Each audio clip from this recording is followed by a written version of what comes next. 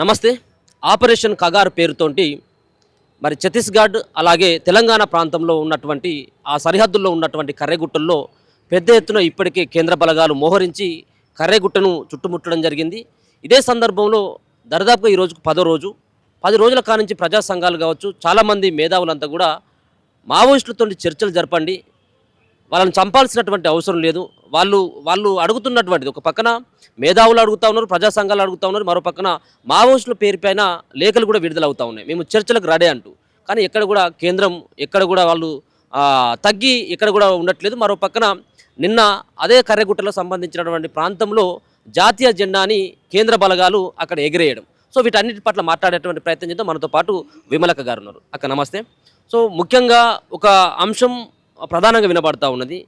ఇప్పుడేమో మీలాంటి మేధావులు, మీలాంటి ప్రజా సంఘాలకు సంబంధించినటువంటి వ్యక్తులంతా కూడా శాంతి చర్చలకి సిద్ధపడండి అని చెప్పేసి కేంద్రాన్ని కోరుతూ ఉంటే, గతంలో పోలీసులను చంపినటువంటి వీళ్ళతోటి శాంతి చర్చలు ఎందుకు జరపాలన్నటువంటి ప్రధానమైనటువంటి ఒక వాదన వినబడుతుంది. దీనికి ఏం సమాధానం చెప్తారు? అంటే గతంలో కూడా అనుకోకుండా ఏమైనా సంఘటనలు జరిగితే వాళ్ళు కొన్ని విషయాలలో ప్రకటనలు కూడా చేశారు. ఒకటి అంశం అది చనిపోవడం అంటూ ఉంటే నిజమైన ఎదురుకాల్పులు జరిగినప్పుడు అటు ఇటు చనిపోయేటువంటి అవకాశం ఉంటుంది. అప్పుడు ఎవరూ మాట్లాడలేదు. అయితే ఇవాళ ఏరేస్తాం ఉండనివ్వం అని ఒక ప్రకటన చేసి మరీ చంపడం అనేటువంటిది ఇది ఎట్లుంది అంటే మన దేశ ప్రజలపైన మన పాలకులే యుద్ధం ప్రకటిస్తున్నారు. ఇది చాలా చాలా విచారకరమే కాదు, దుర్మార్గం కూడా, బాధాకరం. ఎందుకంటే వాళ్ళు ఇక్కడి వాళ్ళే, మావోయిస్టులు అని చెప్పబడుతున్నటువంటి వాళ్ళు, మావోయిస్టులుగా ఇవాళ మన ముందు వాళ్ళంతా పోరాడుతున్నటువంటి వాళ్ళు ఎక్కడి నుంచి వచ్చారు? వాళ్ళు వేరే ఏమన్నా ఎక్కడి నుంచి ఊడిపడ్డారా? ఈ సమాజంలో ఉన్నటువంటి సమస్యలే వాళ్ళు అట్లా కావడానికి కారణమైంది. నిజానికి ఈ సమాజంలో ఉన్నటువంటి ఇన్ని రకాల సమస్యలు ఉన్నాయి కనుకనే వాళ్ళు అట్లాంటి పోరాటాన్ని ఎంచుకున్నారు. ఇట్లాంటి సమస్యలే లేకుండా ఉంటే వాళ్ళు అసలు ఆ పోరాటం ఎంచుకునేటువంటి అవకాశమే లేదు కదా. మరి అటువంటప్పుడు వాళ్ళు కోరుతున్నది ఏంటిది? భూమి. లక్షలాది ఎకరాల భూములు ఎవరి చేతుల్లో ఉన్నాయి? నిజంగా పేదలకు లేవు, దళితులకు లేవు. వాళ్ళు అడుగుతున్నారు, మాకు ఇంత భూమి ఉంటే మేము బతుకుతాము అని చెప్పేసి. ఆదివాసీలు అడుగుతున్నారు, ఈ అడవి మాది, ఈ అడవి మీద మాకు హక్కు ఉంది, జల్ జంగల్ జమీన్ కోసం మేము పోరాడుతున్నాము, స్వయం పాలనను ప్రకటించాల్సినటువంటి అవసరం ఉన్నది, అందుకని ఆనాటి నుంచి ఈనాటి వరకు మేము పోరాడుతున్నాము, ఆ పోరాటంలో మాది కాకుండా అడవి మీది ఎట్లయితుంది అనేటువంటిది వాళ్ళు అడుగుతున్నారు. దానికి వాళ్ళు అండగా నిలబడ్డారు. అది తప్పెట్లయితుంది? ఇవాళ మనం అడగాల్సింది ఏంటంటే, అడవి మీద హక్కు అని వాళ్ళు అడుగుతున్నప్పుడు, అడవిని అంటి పెట్టుకొని అనేక సంవత్సరాలుగా వాళ్ళు అక్కడ ఉన్నప్పుడు ఇవాళ కొత్తగా మీరు మాట్లాడేదేంటి? మీరు చేయాల్సిందల్లా ఏంది అంటే ఆ అడవిని వాళ్ళకే దక్కేలా చేయడం. ఆ అడవి ఎవరి సొత్తు కాదండి. ఇన్నేళ్లుగా అడవిని కాపాడుతున్నది ఆదివాసీలే. బయటున్న మనం ఎవ్వరం కాపాడుతలేం. ఆదివాసీలే కాపాడిండ్రు ఇన్నేళ్ళు. అది కాపాడిండ్రు కనుకనే ఈ మేరకు మనం బతుకున్నాం ఇక్కడ బయట.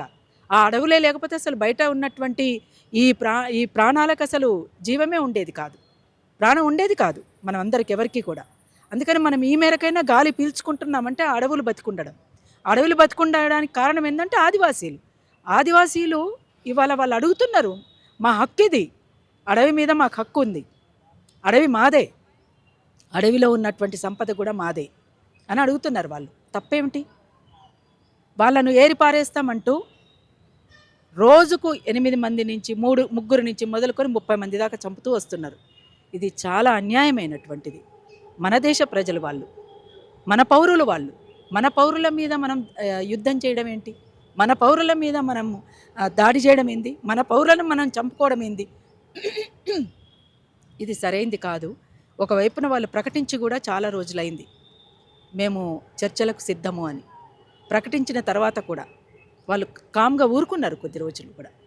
కానీ ఇప్పుడు నిరాయుధులుగా ఉన్నటువంటి వాళ్ళపైన, అనారోగ్యాలతో ఉన్నటువంటి వాళ్ళపైన మొత్తం చుట్టుముట్టి ఎక్కడికక్కడ జల్లెడబడుతున్నటువంటి పరిస్థితి.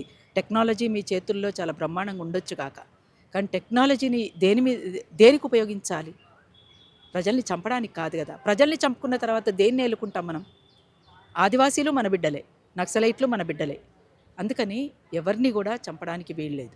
ఒక్క ప్రాణం కూడా పోవడానికి వీలు లేకుండా చూడాల్సినటువంటి బాధ్యత ఇవాళ ప్రభుత్వం తీసుకోవాల్సినటువంటి అవసరమైతే ఉంటుందని మేము కూడా భావిస్తూ ఉన్నాం. ఎందుకంటే గతంలో 2004లో కూడా చర్చలు జరిగినాయి. చర్చలు జరిగినప్పుడు కూడా అర్ధాంతరంగా ముగించబడింది. అవి ముగించబడి చాలా ఎన్కౌంటర్ల పేరుతోటి అనేక మందిని పుట్టన పెట్టుకున్నది రాజ్యం. ఆనాడు జరిగినటువంటి తప్పిదం మరొకసారి తప్పిదం చేస్తున్నది వాళ్ళ రాజ్యం. అందుకని ఇది సరైంది కాదు. విజ్ఞప్తి చేస్తున్నారు వాళ్ళు కూడా, మేము కూడా విజ్ఞప్తి చేస్తున్నాం. శాంతి చర్చలకు రండి, స్పందించండి. ప్రభుత్వం స్పందించాలని, స్పందించి వెంటనే నిర్ణయం తీసుకొని బలగాలను వెంటనే వెనక్కి రప్పించాలని, అక్కడ ఇంకా ఏ నష్టం కూడా జరగకుండా చూడాల్సినటువంటి బాధ్యత కూడా ప్రభుత్వం తీసుకోవాలని మేము కూడా విజ్ఞప్తి చేస్తూ ఉన్నాం. మేమే కాదు, అనేక పార్టీలు, ప్రజాస్వామ్య సంఘాలు, ఒక డెమోక్రటిక్గా ఆలోచించేటువంటి సంఘాలన్నీ కూడా మొత్తం కూడా ప్రతి ఒక్కరు వ్యక్తులుగా, శక్తులుగా, పార్టీలుగా, సంఘాలుగా అందరూ కూడా వీటిని వెంటనే ఆపాలి ఆపాలి అని చెప్పేసి వాళ్ళు కోరుతూ ఉన్నారు. ప్రతిరోజు చూస్తున్నాం మనం, ప్రతిరోజు కూడా. అందుకని ప్రతి చోట కూడా నేను కూడా మాట్లాడుతున్నాను. ఒక ప్రజా కళాకారిణిగా, ప్రజల పక్షాన గొంతెత్తేటువంటి వాళ్ళంగా మేము కూడా విజ్ఞప్తి చేస్తూ ఉన్నాం ప్రభుత్వానికి. దయచేసి ఇప్పటికైనా ఆలోచించి, స్పందించి, వాళ్ళ ఉత్తరానికి స్పందించి వెంటనే చర్చలకు రావాల్సిందిగా, వీళ్ళను స్వాగతించాల్సిందిగా నేను విజ్ఞప్తి చేస్తూ ఉన్నాను. ఇప్పటి వరకు కూడా అంటే ఇన్ని సంవత్సరాలుగా మావోయిస్టులు అడవి బాట పట్టడం జరిగింది. ఇప్పటికి సైతం మావోయిస్టులు అడవిలో ఉండాల్సినటువంటి అవసరం ఏమొస్తూ ఉన్నది? ఇంకా కూడా ఇప్పుడు ఉన్నటువంటి మీరే అంటున్నారు, సమానత్వం కావచ్చు, భూములు కొందరి చేతులకు సంబంధించినటువంటి వ్యక్తుల చేతుల్లో ఉన్నాయి. సో అంటే గతంలో ఉన్నటువంటి పరిస్థితులకు ఇప్పుడు వచ్చినటువంటి పరిస్థితుల్లో మార్పు రాలేదా? ఇంకా ఎందుకు అడవుల బాట ఉండాలి? వాళ్ళు వచ్చి ప్రజాక్షేత్రంలో కలవచ్చు కదా వాళ్ళు అన్నటువంటి డిమాండ్ కూడా వినబడతా ఉంది. అనొచ్చు, కానీ వాస్తవానికి దూరంగా ఉండి మాట్లాడకూడదు. వాస్తవానికి దగ్గరగా ఉండి మాట్లాడితే చాలా సంతోషం, ఎవరు మాట్లాడినా. ఎందుకంటే ఇక్కడ దోపిడీ ఉంది, ఇక్కడ పీడన ఉంది, ఇక్కడ కులము ఉంది, ఇక్కడ మతము ఉంది, వివక్షత ఉంది, అంటరానితనం ఉంది. ఇవన్నీ ఉన్న తర్వాత వాళ్ళు ఎంచుకున్నారు ఇక్కడ ఉండి మనము కొట్లాడదాము, ప్రజల్ని సమాయత్తం చేద్దాము పోరాటాలకి అని. అదే ఇంతకుముందు నేను ఫస్ట్ మాట్లాడిందే అది. నిజంగా ఇవన్నీ లేకపోతే వాళ్ళు అసలు అడవి బాట పట్టాల్సినటువంటి అవసరమే లేదు కదా. ఇవన్నీ ఫస్ట్ ఆపండి. ఇవాళ ఉన్నటువంటి నిజంగా ప్రజల ప్రభుత్వం అయితే, ప్రజల క్షేమాన్ని కోరుకున్న ప్రభుత్వాలైతే, ప్రజలు ఏం కావాలనో ఫస్ట్ ప్రజల అభిప్రాయం తీసుకోండి. ఏం కావాలనో, ఏం అడుగుతున్నారు ప్రజలు? మౌలిక వసతులు లేవు కదా. అంత దూరమే ఎందుకు? అసలు బడులల్లో వాష్రూమ్స్ లేవని ఇప్పటికీ చాలామంది మాట్లాడుతున్నారు. మాట చెప్తున్నారు, అది చిన్న విషయమే కావచ్చు, కానీ చాలా పెద్ద సమస్యగా అక్కడ ఉన్నటువంటి ఆడపిల్లలకు కనిపిస్తూ ఉంది. చెట్ల పొంటో, వాటి పొంటో, వీటి పొంటో పోతే తాగినోడో తడిపినోడో వచ్చి అమ్మాయిలపైన అత్యాచారాలు చేస్తున్నటువంటి సంఘటనలు కూడా మనం చూస్తూ ఉన్నాం. మూత్రాల కోసం ఆపుకొని వాళ్ళంతా కూడా యూరినల్ ఇన్ఫెక్షన్స్ వచ్చి హాస్పిటల్ పాలవుతున్నటువంటి సమస్య చూస్తున్నాం.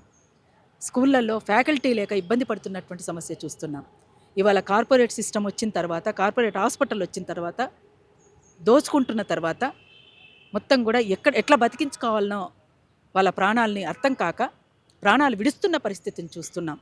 అంతా కుదోబెట్టి ఒంటి మీద ఉన్నది అమ్మైనా సరే మనిషిని బతికించుకుందామంటే కూడా బతకలేని పరిస్థితిలో, వైద్యం చేయించుకోలేనటువంటి కండిషన్లో ప్రజలు ఉన్నారు.